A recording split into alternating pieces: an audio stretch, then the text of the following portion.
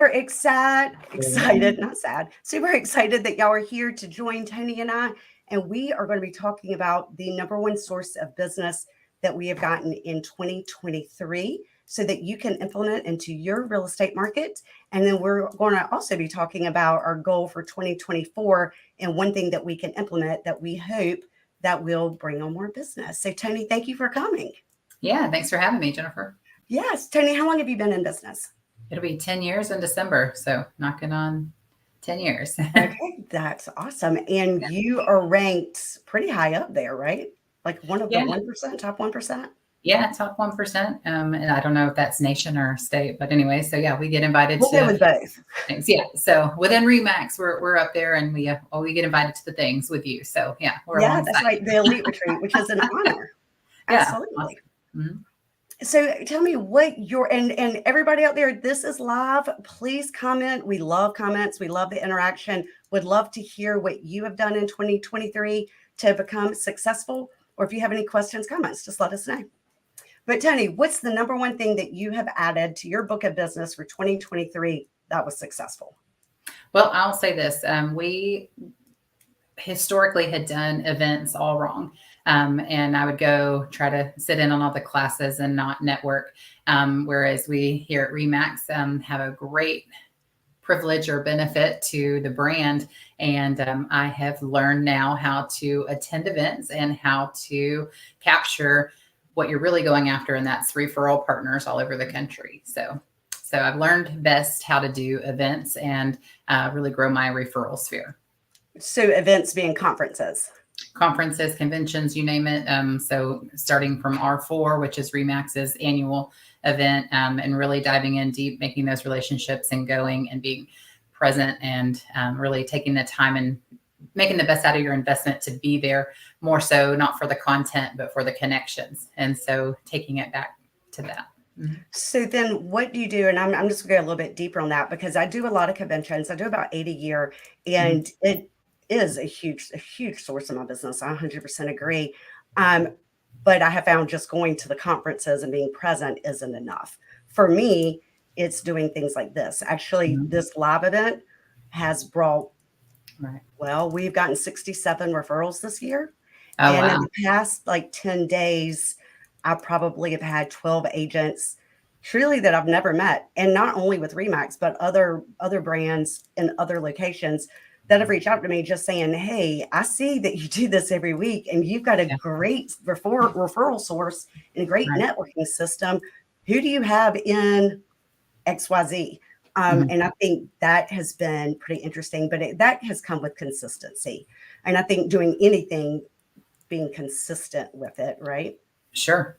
Yeah. Since this is a newer piece to my business, I guess that's where I'm hoping to look to grow that and learn exactly what to do to continue the growth exponentially in the referral form. So I think for me right now, it's more capturing and staying top of mind and in front of the people that I have made the connections with. And so we are just essentially trying to ensure that I have a system in place. And then so once, for instance, if I had a referral partner in Virginia, which is probably my most recent closing, it was actually a triple Remax referral. So it's someone I met at Torchbearers or 40 under 40. I no longer qualify because of my age, but I had met a referral partner from, where is he from? He's from Connecticut, I believe. And so Joseph sent the referral, and then in turn, I had a listing here because it was a military friend of his. And so I got the listing. We saw the listing. Well, they were going to, they ended up going to Virginia. And then getting the referral partner with a Virginia agent. And so instead of just being like, okay, here's your nice referral check, it's taking that relationship the next step deeper and sending them both a nice little gift on top of that and keeping them, top of mind and making them part of your marketing strategy. They're part of your database now. They're part of your sphere. So that's right. And you're talking about the agents. The agents. Yep. And really staying in touch with them, and then making that extra little step. I sent them each a gift, a coffee mug that said "Coffee's for Closer," and it's like an engraved Yeti type thing, with the Remax logo. In this case, it doesn't always have to be Remax, because I did just get a referral from a boutique brokerage here in North Texas, but it was an area for her own daughter. She didn't want to drive the 2 hours. So just making that extra, the icing on the cake. So instead of just a little referral and taking great care of them, going that extra little mile. Yeah, absolutely. And I think really doing a deep dive on the agents themselves and how you can better service them and help them and get to know them. And it's an incredible network, right? It's an incredible network. Oh, So which is your favorite conference to go to?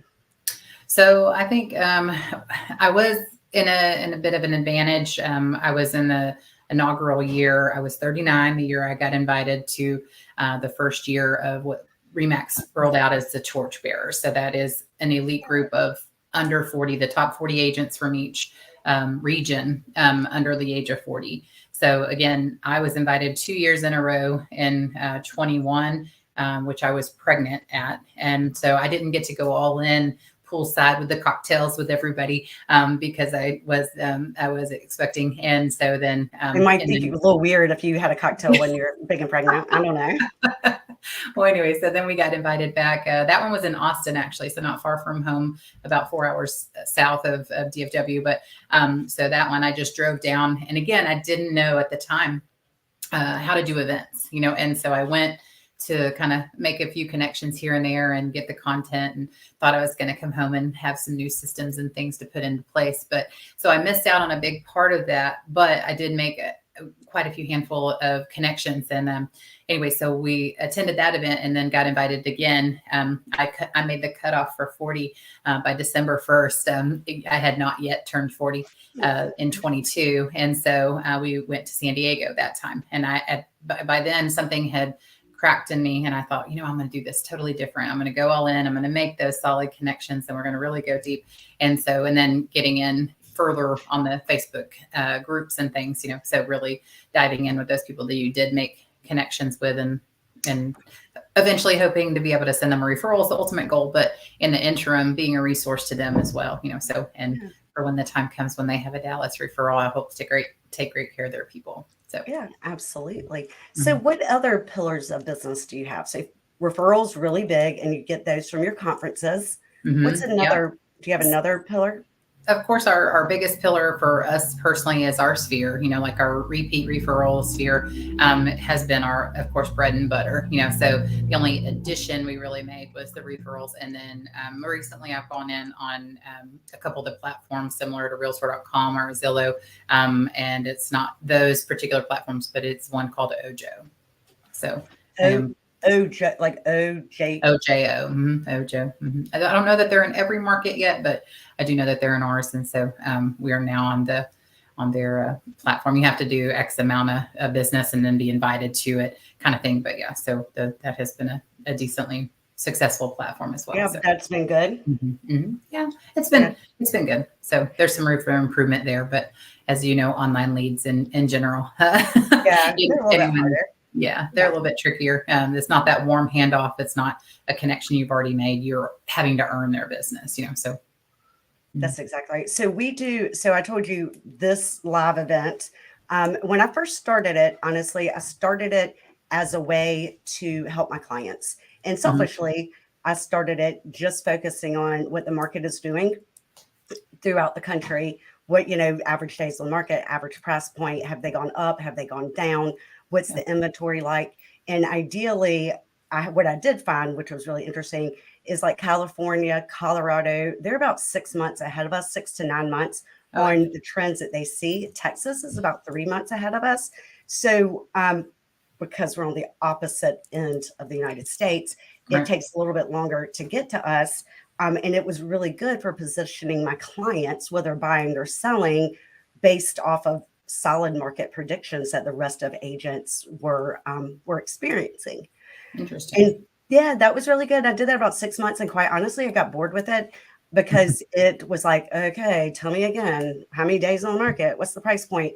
And so since then, we've been focusing on meeting with agents like you, getting feedback as to what you're doing to be successful, um, and talking about market conditions too, because I think Mhm. that is really important and a good part of our business. But we do client parties. So we do 4 to 6 big client parties a year, to stay, because those referrals from your past clients and your friends and your family are Mhm. so valuable. Right.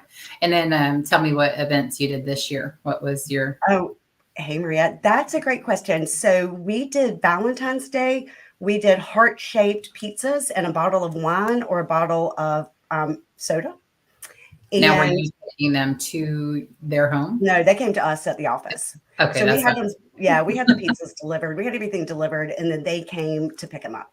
And And then that was, you got in advance, like what flavors or no? yeah, they got a choice of 3, like cheese, pineapple, and pepperoni, or vegetarian, something along those Okay. lines. And Okay. then they could do red wine, white wine, or like Coke, Diet Coke, Sprite type things. Okay. And they gave us, yeah, we needed a month in advance notice. So we sent out invitations, and that was really good. Okay. And then we also do an Easter egg hunt every year, Very nice. and that's been good. There usually about 100 families come out for it. We'll usually have a big Remax balloon and a Easter bunny and a photographer, so you get your pictures made. And we have lunches catered, and then we'll have I think last year we did like 1,200 Easter eggs. It was Wow. insane. So everybody got to leave with them. And we even had adult Easter eggs, the big ones. And I put gift cards to like Starbucks and Chick-fil-A, things along Awesome. those lines. Do you do it And like at a local park or do you do it yeah, somewhere just a local indoor? park right down the street. And it's a Okay. smaller park that Mhm. not a lot of people know about, which is really nice because even though we have to pay for the shelter, it's only 25. I mean, it's not expensive, but it's nice because not a lot of people are there when we do it. Awesome. Cool. Yeah, and the one thing I would change this year, because there is an odd amount of lag time. So usually I would say like the Easter egg hunt starts in 45 minutes. Well, the kids that are there early are bored, right? And the kids that get there late cry because it's already started. You already So it's missed like it. this, it's a weird amount of time. So this year I think we're going to add cornhole and maybe face painting, something else, to give the kids something else to do while we Mhm. wait to make Okay. sure everybody has a chance to get there. Nice. It's my friend John Young. Hey, John. I know Wilmington. He didn't know after sitting with me at dinner for like 2 hours. The next time I saw him, he's like, "Where are you from Same again?" town. Yeah. And I was like, "What?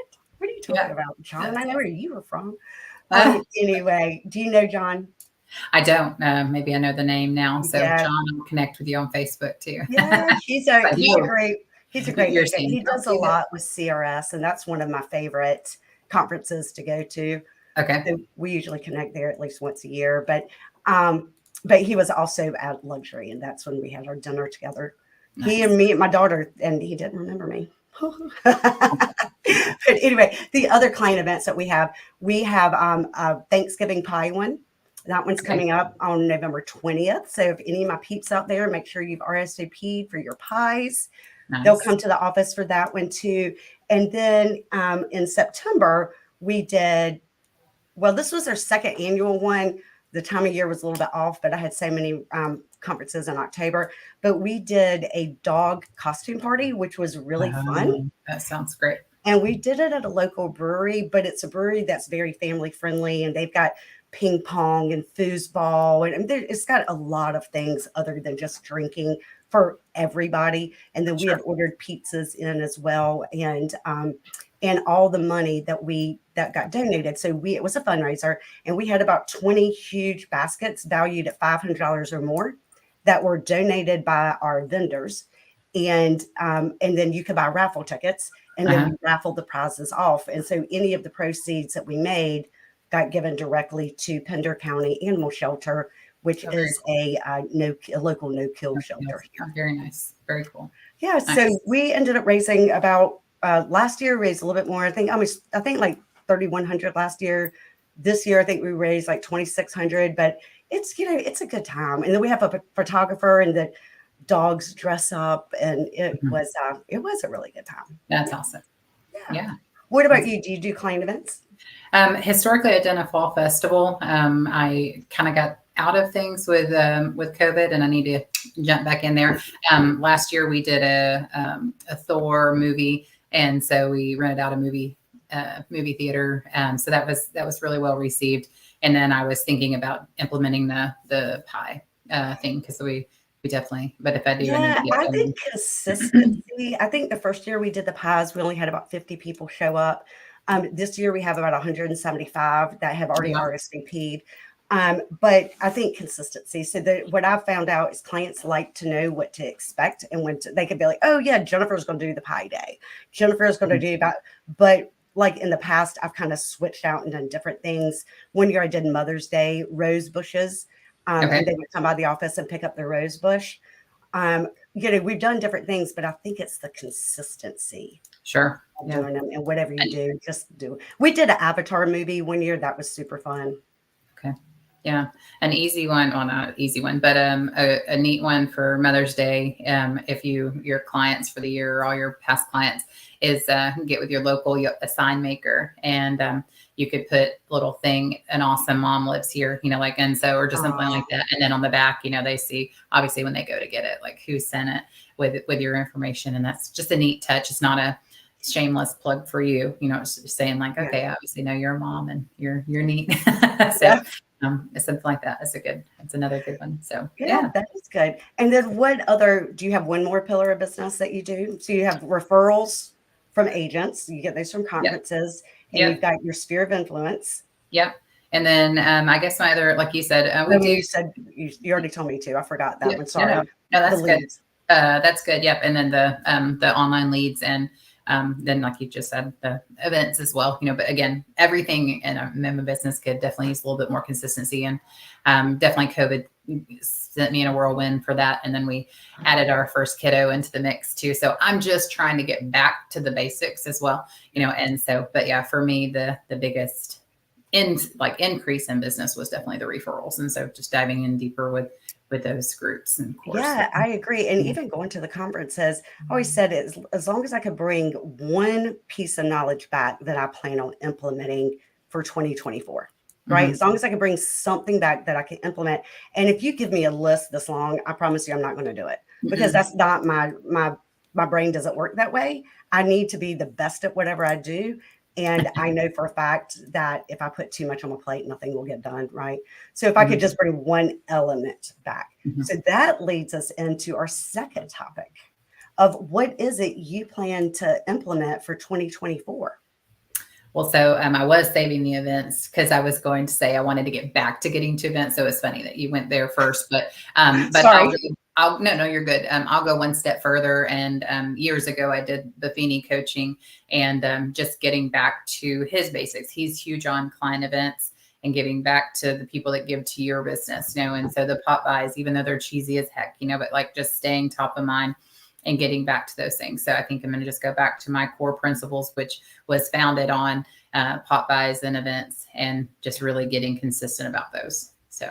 Yeah, I used to do pop buys. I'm not great at doing. I am really good at calling my past clients, and I'm really good at sending video, text messages. I'm really good at handwritten notes, but for me to organize the pop buys, I am not good at that. I don't like any part of that. But it's a lot of it's because of like my own feelings that I project onto others, right? Like if you were to stop by my house and ring the doorbell, it would irritate the hell out of me, because guaranteed I'm going to be embarrassed. I'm going to be in pajamas. I might not have clothes on. I mean, who knows? Let's be clear, Yeah. I mean, hopefully I would, but something's going to happen. I'm going to be embarrassed as soon as you ring that doorbell if I'm not expecting you. Yeah. Yeah. So always with pop buys, it has to be non-perishable, because you expect them not to be home. Actually, a good way is not to ring the bell, I shoot them a text after I've left it on their front porch, or I was doing that. I was actually having my daughter deliver them, and I would shoot them a text. But I mean, part of it's supposed to be that you ring the doorbell and talk to them, right? Yes and no. They also, like for me, I literally have a map. If and when I get consistent about this in 2024, I have a map of my regions, so if I know today I'm going up to Northeast DFW, I've got my little pop buys for, let's just call it, March or something. And we've got a little scratch off lottery ticket or something. I'm lucky to have clients like you, just something that you pop it by, you say, hey, I was in the area today. Sorry, I didn't have but a couple minutes, like I'm thinking about you. Hope you're doing well, and that's it, and so I just kind of have my clients that were in that region. So if I know I'm in this town, I'm going here today, I'm going to try and stop by a few places. So yeah, the one thing I want to implement, I am implementing actually for 2024 is video. And I do tons of video. As you can see, I do tons of video. I don't mind doing video, but all my videos are real estate related. And I want to start doing some. Actually, I'm copying Josh May. So I'm giving a little shout out to Josh May and copy his YouTube videos that he does of his area. And so we're going to start. I'm in the middle of interviewing videographers. I've got like 3 interviews this week, I think. But that is one thing that I'm going to implement is that my team and I doing weekly videos at either local attractions or restaurants or all about downtown Wilmington or the airport or, all the different questions people have because we're such a destination station. Most people move here as a second home or to retire. Okay. And so it seems like everybody has a lot of questions about Wilmington. And so we're going to start addressing those and doing some videos in and around the town. Yeah. Awesome. Well, that'd be great. There's a semi-local agent. He's actually closer to my Houston, between here and Houston, referral partner. Used to be with Remax, Adam Olson, if you're on. Anyways, he does an awesome job at what you're doing. So if you want to follow him, he goes in. What's his name? Adam Olson. I think it's Olsen, not O-N. Adam Olson. But he's got a team down in Huntsville, Texas. And he used to always have a YouTube channel or go by. And if if it was a local food truck, and he's doing an interview with that business owner. And then he said what he didn't expect was the ripple effect of all of their followers were now Adam Olson followers, so if you're supporting your local businesses, they're naturally going to want to give back and lean into you. So you're exactly right. And Hottie is my broker owner that just told me James Wiley. And I know Hottie, I would tell you, I just got phone with Angelica and got his information. So awesome. I'm calling him as well. So we're good. That's awesome. Yeah. But I will check out Adam Olson out because I think that is such a great opportunity to get involved with your community and teach everybody else about me. I know all the reasons I love Wilmington, Yeah. What? I said, heck yeah. Well, you gotta teach everybody else. So also the Rangers are in Game 3 of the World Series tonight. So go Rangers as well. So for us. That's right. Look at it. That's funny. John, he's still worried that he couldn't remember where I was from. It's okay, John. Settle down. I'm just teasing. You won't forget me next time, I know. Yeah, that's awesome. So then what you want to, did you already say, and I might have glossed over it and I apologize, what you want to implement in 2024?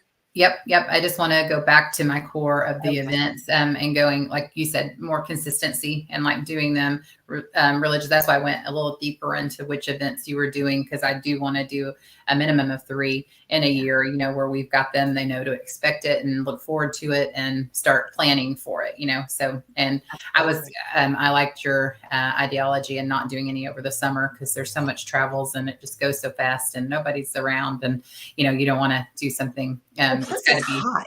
Yeah. Here it's hot. Yeah. So same here. Oh yeah.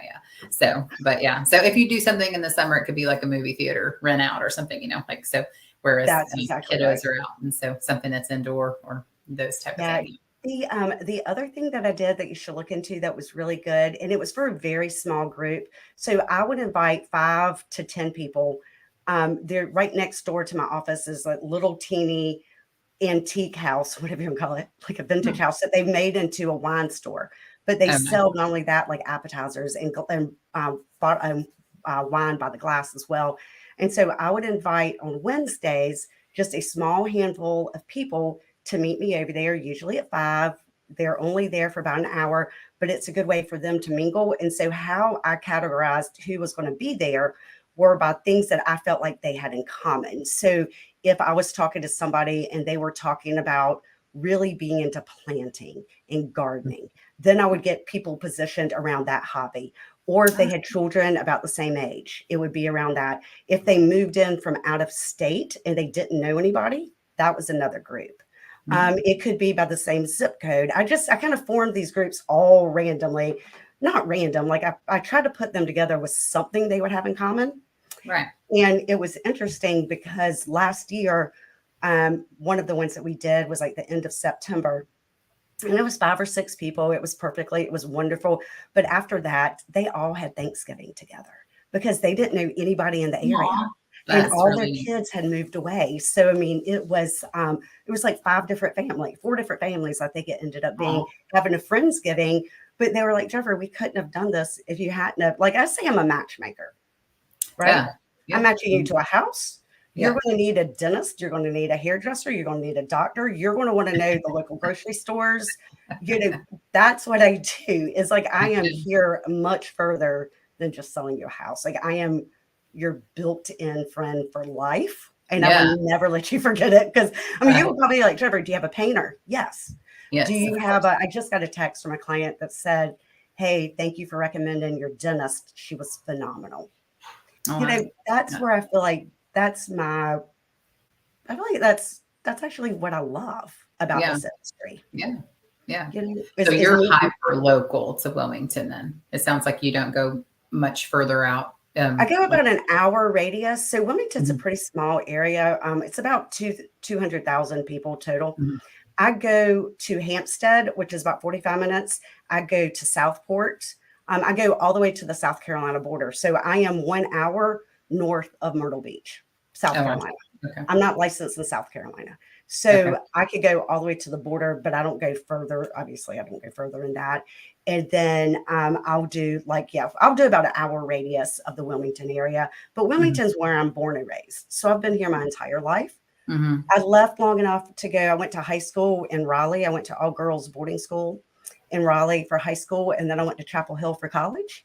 And then I moved back home. And that's when you're all in with North Carolina, though. You said, I'm not going anywhere. Yeah, actually, I thought I would have done when I was younger. I mean, I did study abroad in France. Like I thought that I would flap my wings and go. But honestly, I absolutely love my location. And I couldn't imagine going anywhere else. Right. Yeah. Let's see. Maria says she had an outdoor event. 100. Yeah, it was hot. I can only imagine. Yeah. She's in South Carolina. I did a basic training in Jacksonville. So Jacksonville is about an hour from me. Is it Jackson? Fort Jackson. Sorry. I was like, what's the city though? I can't remember the city now. Well, Jacksonville's more close to me. And no, it is military. You said she's in South Carolina, right? Yeah, she's in South Carolina. So it was Fort Jackson, but I don't remember the name. It's either Columbus or Columbia. Now I can't remember. It's been some years. She might know. So, but yeah, that's awesome. Well, I think Columbia is in South Carolina, right? I don't know. I don't know a lot about South Carolina, but it's pretty. And I would tell you my dog event was really, really fun. And I did it last year, October 15th. I did it on a Wednesday. And I kind of thought maybe the dogs would fight, but they didn't. And I had these little cute trophies. And one was like for the most original outfit, for like twinning outfits, for the most homemade outfit. I mean, it was just different. Got them off of Amazon. They were inexpensive, but everybody loved it. And this was different than most client events, because most client events, people kind of awkwardly stand around not knowing each other. But this one, because of the dogs and because of the costume and because of the location of it, you were kind of forced to mingle. But I looked out there and like everybody's talking to everybody. And that's what I love. Back to the matchmaking. That's the part I love. Awesome. That's really cool. Yes, absolutely. Well, wonderful. Well, I am so excited that you made Torchbearers. That's amazing. And now you've aged out of it, which sucks, but at least you made this content. They created an alumni group. And so they were like, well, should we like still crash the party and like still go. And I'm like, thank you, Columbia, South Carolina, Maria. That was driving me nuts. It's either Columbus or Columbia. Yeah. It's been over 20 years. So It's been a long time. yeah, it was right out of high school. So yeah, but yeah. So no, I remember how hot, swampy it was down in South Carolina. I was like, it's a different heat than it is in Texas, So we near Houston, you're close enough to the coast, but here it's very dry and it's not as humid. And so I thought our 100 degrees was hot, but 100 degrees in South Carolina is a whole different level. Oh, girl, I went to Dallas 2 years ago when the luxury conference was there. Yeah, I might have ran into you there. So. Oh, yeah. I got out of the airplane. I thought I was going to die. It was 112 degrees. Yeah. And everybody kept saying how humid it was. It did not feel humid to me. It felt like I'd stuck my head in the oven. My kids are like, what is it like to experience that hot? And I'm like, I can't even tell. Like, I couldn't breathe. Like, it was. There you go. That's awesome. So, yeah, I couldn't imagine doing an outdoor event in that summer heat weather, unless you were in a bathing suit at a pool or something. Yeah, there you go. Then I would need to lose weight beforehand. Let's be clear. But anyway, well, Toni, thank you. Do you have any questions for me, or anything I could give you or provide you? No, we talked on the front end about your platform that you're using here. I really like this. This is neat, and I appreciate the opportunity and love learning from you guys and pick up little nuggets here and there. So awesome. Well, I hopefully shared something with you that you could use, but if not, I'll be thinking. And I would absolutely love to know your consistency. I got to get back to it and go back to the basics, because that was already going to be my mantra for 24 anyway. So you just like drove it home. Like, all right, this has got to be it. They got to know to expect it. You said your clients come to expect it, so I got to quit being so willy-nilly and get those events down. And well, I mean, to be clear, I was always willy-nilly and I changed it up every year. The pie event has been consistent for 4 years, but my clients will call me now and say, hey, we're still doing the pie event, right? I want to make sure that I want a whatever. And they'll start calling me like September. That's awesome. Yeah, so that's what I say with consistency, because then people know what to expect. And then you're also kind of put off when you don't do it. About 3 years ago, I did it. And then you're right, though. They called to ask if I was going to have the next year. And I put one together last minute because they called. And so why not? So, but it was actually a gift wrapping party early December. And so because mamas really lean on you, you just bring it all there. And even if you drop them off, let us do the wrapping for you. And one of my title companies provided a professional bow maker. And then so they were beautiful. And we got to put all these fancy looking wrap, and I just went and spent $100 on some Christmas wrap. And so that might be one, some cider and wassail, and, you could spike it if you wanted. And people came and went. We opened it at my office just for 4 or 5 hours. And literally it was perfect. Like, it was like a revolving table, and one group would leave with their beautiful presents, another would come in. So you could even take that to the next level and bring a Santa in, get some Santa pictures and different things. So that's a great idea. I trying to figure out how I can implement that idea. It's a little bit hard when you do the pies, because it's hard to turn around and do another event after that. Right. Within a week. Yeah. Mm-hmm. We had people doing pictures with Santa. They need to get them back in time to do cards with them or whatever they want to do. Yeah, that's why I'm saying it has to be really early December. I think like mine were historically like December 4th and then December 8th. And that was the latest I did when she called, and she's like, but again, your client kind of expected it, so like, hey, are we doing that again? Because I really enjoyed that, and they were done. So I think that's a great idea. I wonder if we might be able to do, I'm getting some ideas for next year. Yes. If nothing else, it can be a pop by that you do. And everyone loves our Santa. We really misses our COVID time. Yeah. So as far as that goes, we would just roll up a couple of cheap, gift wrap and some bows that, and drop those off at home, and say, thanks for helping us wrap up another great year, kind of thing. Oh, that's cute. Because I was even thinking you might be able to do like the pie event / Christmas present event, right? Like pies on one day and the Christmas presents maybe the next. I don't know. I'm working. My wheels are turning. Yeah, maybe you could do.